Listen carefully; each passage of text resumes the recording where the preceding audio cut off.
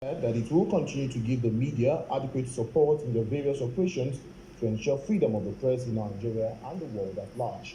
This was made known during a conference organized by the European Union's Rule of Law and Anti-Corruption Program in Abuja to celebrate the World Press Freedom Day. Authoritarian leaders in efforts to consolidate political power instead of having laws and regulations that create a supportive media environment, they aggressively clamp down on media houses, arrest and detain journalists. These key players have come together to address the recent survey of the media, in which Nigeria is ranked 120 on the Global Press Freedom Index. The EU is promoting free and fair media not only at home, but also more globally in our relations with partner countries.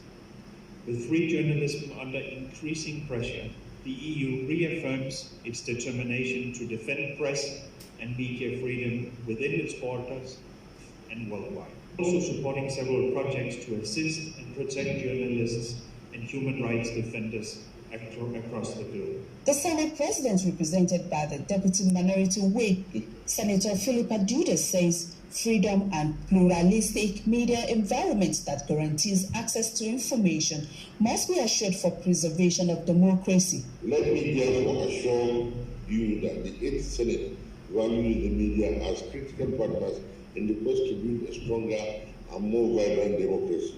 We therefore appreciate that we cannot deliver good governance without a free press, and we are always available to work in tandem with the media to ensure a democratic society.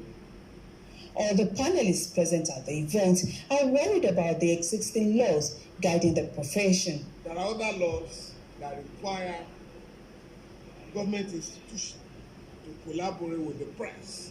If you are investigating a matter, Freedom of Information Act, provision under the African Charter, is a law that is binding on our country. Again, you can take advantage of that to demand for information. Other than that, there are risks anywhere in the world. Several judgments have been delivered in favor of journalists.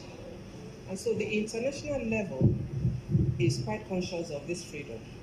And all the courts are able to do is to declare the violations of those rights with the hope that the relevant member states will take that on board and review, which is a critical thing, is to review the laws that empower states to detain, criminalize press laws. Once we are able to repeal those laws, then we'll be getting... We need to build unity, and that cannot happen if we continue to send stories and we don't check, which can also inflame passions in a very fragile democracy. And their welfare also needs to be taken care of, because we don't expect to send people to go and get stories about very serious issues and their welfare is not taken care of. The aim of World Press Freedom Day is to pay tribute to journalists who have lost their lives in the field and to assess the state of the press freedom throughout the world.